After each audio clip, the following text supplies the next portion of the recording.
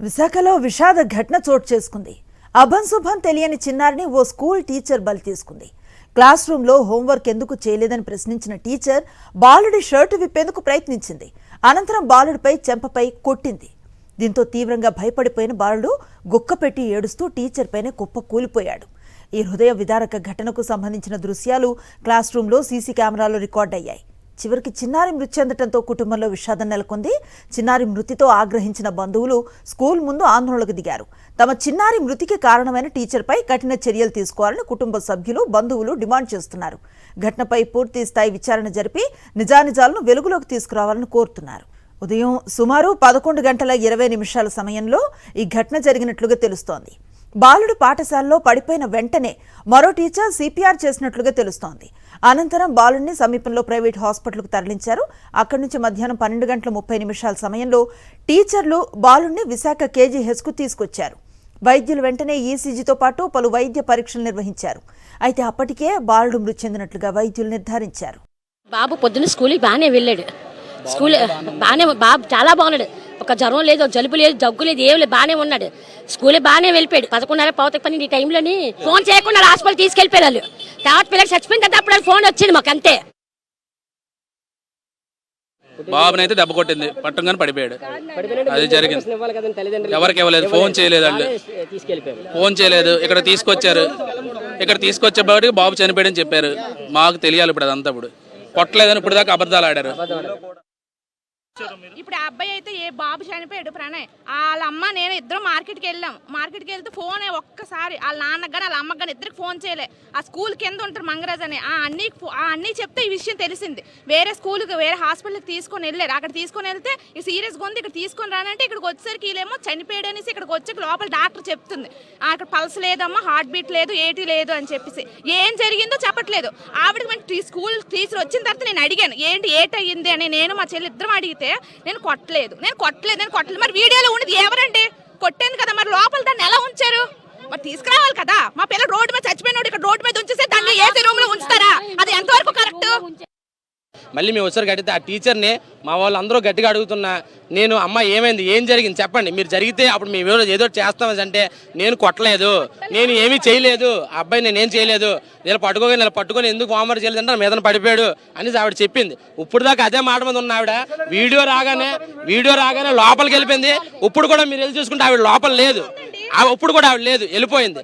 కానీ ఇప్పుడు మా బిడ్డకి జరిగిన అన్యాయం ఏ బిడ్డకి జరగకూడదు. ఎందుకంటే అన్యాయం జరిగిపోయింది కాబట్టి ఏం జరగాలన్నది తక్షణమే నిర్ణయం మీరు తీసుకున్నా, మమ్మల్ని తీసుకోమన్నా దానికైనా మాకు న్యాయం జరగాలి. కానీ జరిగిన అన్యాయాన్ని చాలా తీవ్రంగా ఖండించాలి. ఈ స్కూలే కాదు, వైజాగ్లో కాదు, మొత్తం ఏపీ, తెలంగాణ అన్ని ప్రైవేట్ స్కూల్లోనే ఇలాంటి పిల్లల మీద ఇంత దారుణంగా చేసే ఈ యొక్క తప్పుని ఏ టీచర్ కూడా చేయకూడదు. చెయ్యొచ్చు, నెమ్మదిగా చెప్పినంత వరకే. ఆ వీడియో చూస్తే కళ్ళు ఉండవు. అంత బాధగా అమ్మాయి వద్దు నేను చేయలేదు, అబ్బాయి మొత్తుకుంటున్నా వినకుండా అబ్బాయి మీరు వీడియో చూస్తే మనకే కళ్ళు తిరిగి చెమర్చిపోతాం. అంత వీడియోలే. ఏ ప్రైవేట్ స్కూల్ వల్ల జరిగిన అన్యాయాన్ని ఆ అబ్బాయి జరిగిన అన్యాయాన్ని తల్లిదండ్రికి న్యాయం చేయాలి. ప్రతి బిడ్డకి న్యాయం జరిగేలాగా మీరే చేయాలి. ప్రెస్ కాబట్టి చెయ్యండి ప్లీజ్ అండి. నాకు పిల్లలు ఉన్నారు, చాలా బాధ. ఇప్పుడు ఆ పిల్లకి ఎవరండి తీసుకొస్తారు? చాలా తప్పండి. చాలా బట్టలు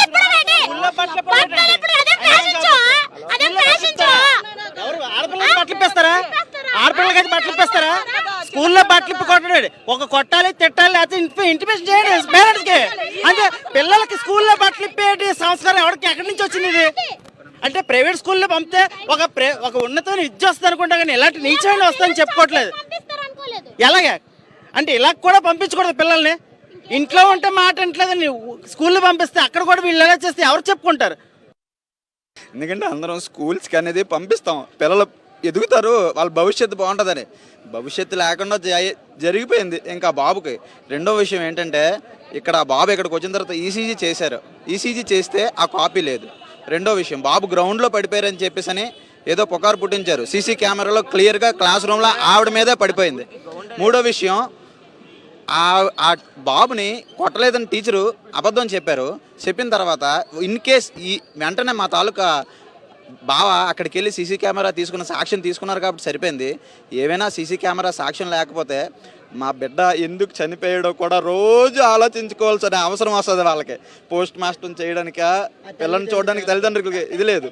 కనీసం ఎలా చనిపోయాడో కూడా తెలియకపోవడం అనేది తల్లిదండ్రులకి అంత పెద్ద బాధ ఇంకొకటి రాకూడదు. దయచేసి మీడియా వారు పట్టించుకొని దీనికి తగిన న్యాయం చేయాలి. ఆ తల్లిదండ్రులకే కాదు, పిల్లలకు భయం చెప్పండి. మాకు మా టీచర్లు చిన్నప్పుడు చెప్పారు ఆ రకంగా. కాబట్టి మీరు ఏ విధంగా చేయాలి, ఏ విధంగా చెప్పాలి. చదువు అనేది ప్రతి మనిషికి అవసరం. వివేకం కోసం చదువు అవసరం. చదువు లేకపోతే ప్రపంచం లేదు. కానీ వాళ్ళ భవిష్యత్తులకి టీచర్స్ ఏ విధంగా ఇది అవ్వాలని ట్రైనింగ్ ఇచ్చి ఆ ప్రైవేట్ స్కూల్స్లో కానీ గవర్నమెంట్ స్కూల్స్లో కానీ ఒక రూల్ని, ఒక యాక్ట్ని తీసుకొని రావాల్సిందిగా మనవి ఒక తల్లిదండ్రులుగా. విద్యాబుద్ధులు నేర్పుతారని బిడ్డల్ని బడులకు పంపిస్తే వాళ్ళని భయంతో చనిపోయే స్థితికి తీసుకొస్తున్నారు. ఇదే తరహా విద్యా విధానం అని ప్రశ్నిస్తున్నారు స్థానికులంతా. ఇప్పుడు పిల్లలకి విద్యాబుద్ధులు నేర్పించే టీచర్లు కూడా ఒక పద్ధతితో వారికి భయం పరాంతులు నేర్పించాలి. వారిని ఒక పద్ధతిలో పెంచడానికి వారికి భయం చెప్పే పద్ధతి ఒకటి పాటించాలి అన్న విజ్ఞాపన కూడా వినిపిస్తున్న పరిస్థితి. ప్రస్తుతం విశాఖ KGH నుంచి మా ప్రతినిధి అనిల్ ఫోన్ లైన్లో అందుబాటులో ఉన్నారు, లైవ్లో అందుబాటులో ఉన్నారు. వారిని అడిగి మరింత సమాచారం తెలుసుకునే ప్రయత్నం చేద్దాం. అనిల్, భయంతో బిడ్డ ప్రాణాలు కోల్పోయిన ఘటన అందరినీ చెమర్చేలా చేసిన పరిస్థితి. ప్రస్తుతం ఈ KGH దగ్గర ఎట్లాంటి కండిషన్ ఉంది?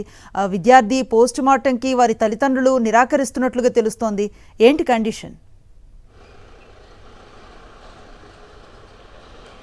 బాలుడి మృతికి సంబంధించి పోస్ట్ మార్టం చేయొద్దని చెప్పి కుటుంబ సభ్యులు కోరుతూ ఉన్నారు. ప్రొసీజర్ ప్రకారం ముందుకెళ్తామని పోలీసులు చెప్తా ఉన్నారు. పోస్ట్ మార్టం చేస్తారా లేదా అనేది మరికొంత సమయం గడిస్తే తెలుస్తుంది.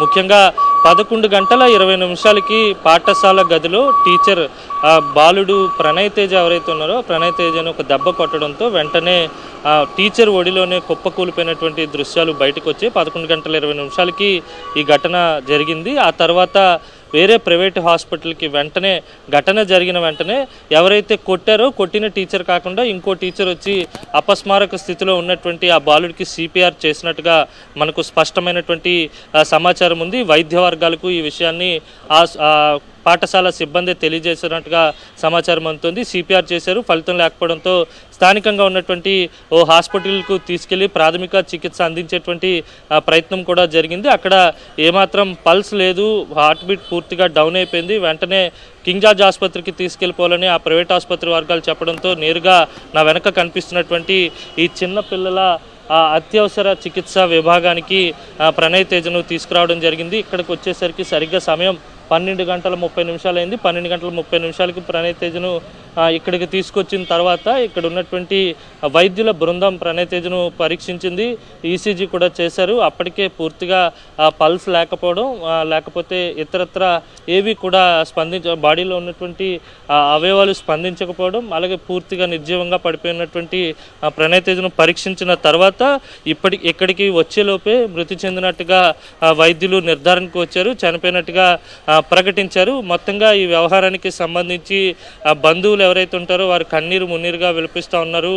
చదువుకోవడానికి మంచి చదువు చెప్తారని ప్రైవేట్ పాఠశాలకు పంపిస్తే ఇలా కొట్టి చంపడం ఎంతవరకు సమంజసం అని ఆ టీచర్తో పాటు పాఠశాల యాజమాన్యంపై తీవ్రమైనటువంటి ఆగ్రహాన్ని వ్యక్తం చేస్తున్నారు. తక్షణమే వారిపై చర్యలు తీసుకోవాలని చెప్పి డిమాండ్ చేస్తున్నారు. ఆ బాలుడు మృతి చెందిన తర్వాత కింగ్ జార్జ్ ఆసుపత్రిలో ఉన్నటువంటి చిన్నపిల్లల వార్డు వద్ద ఉద్రిక్త పరిస్థితులు నెలకొన్నాయి. బంధువులతో పాటు ఆ పాఠశాలలో తోటి విద్యార్థులు, తోటి పిల్లలు ఎవరైతే ఉంటారో వారి తల్లిదండ్రులు కూడా ఇక్కడికి చేరుకుని అందరూ కూడా కన్నీటి పర్యంతమయ్యారు. పంచనామా నిమిత్తం బాలుడి మృతదేహాన్ని మార్చిరికి తరలించారు. అయితే పోస్ట్ మార్టం చేయొద్దని బాలుడి కుటుంబ సభ్యులు కోరుతున్నారు కనుక పోస్ట్ మార్టాన్ని నిలిపివేస్తారా లేకపోతే ప్రొసీజర్ ప్రకారం పోలీసులు ముందుకెళ్తారా అనేది వేచి చూడాల్సి ఉంది. ఏదేమైనప్పటికీ కూడా ఆ టీచర్ ఎందుకు బట్టలు విప్పి కొట్టాల్సినటువంటి అవసరం వచ్చింది, హోంవర్క్ చేయకపోతే కొడతారని బంధువులు కూడా ప్రశ్నిస్తూ ఉన్నారు. గడిచిన వారం రోజుల క్రితం ఎక్కడో ఆధ్యాత్మిక టూర్కి వెళ్ళి వచ్చింది ఆ కుటుంబం. వచ్చిన తర్వాత వారం రోజుల తర్వాత నిన్నే స్కూల్కి బాలుడు ప్రారంభమయ్యాడు. ఈరోజు వెళ్ళిన తర్వాత ఈ ఘటన జరిగిందనేది కుటుంబ సభ్యులు చెప్తున్నటువంటి మాట. దీని పట్ల సర్వత్రా విమర్శలు వ్యక్తమవుతున్నాయి. ప్రైవేటు స్కూళ్ళ యాజమాన్యాలు అలాగే అందులో పనిచేసేటువంటి టీచర్లకు కనీస అవగాహన ఉండాలి. పిల్లల్ని శాంతియుతంగా వారితో ఏదైతే విద్యాబుద్ధులు నేర్చుకునేటువంటి ప్రయత్నం చేయాలో తప్ప కొట్టకూడదు, మందలించకూడదనే డిమాండ్స్ కూడా వినిపిస్తున్నాయి. ప్రత్యేకమైనటువంటి శిక్షణ ఇచ్చిన తర్వాతే టీచర్లను ప్రైవేటు పాఠశాలల్లో చేర్చుకోవాలనే వాదన కూడా బలంగా వినిపిస్తుంది. ఏదేమైనప్పటికీ కూడా 1 టౌన్లో ఉన్నటువంటి లిటిల్ గార్డెన్ స్కూల్లో జరిగినటువంటి ఈ ఘటన అందరినీ కూడా తీవ్రంగా కలిచివేసింది. టీచర్ కొట్టినటువంటి ఆ దెబ్బకు, మందలించినటువంటి ఆ మాటలకు తీవ్రంగా ఆందోళనకు గురైనటువంటి ఆ బాలుడు ఒక దెబ్బ కొట్టడంతో వెంటనే ఆ టీచర్ ఒడిలోనే కుప్పకూలిపోయి ప్రాణాలు కోల్పోవడం అందరినీ తీవ్ర విషాదానికి గురిచేసింది. వారి బంధువులతో పాటు ఆ ఘటన తెలుసుకున్న వారంతా కూడా తీవ్రమైనటువంటి కలత చెందుతున్నటువంటి పరిస్థితి కనిపిస్తుంది. ఇలాంటి ఘటనలు పునరావృతం కాకుండా ఉండాలనే డిమాండ్ కూడా బలంగా వినిపిస్తుంది. Bindu. Right, thank you Anil. మరిన్ని అప్డేట్స్ కోసం ఛానల్ను సబ్స్క్రైబ్ చేయండి. నోటిఫికేషన్స్ కోసం బెల్ ఐకాన్ పై క్లిక్ చేయండి.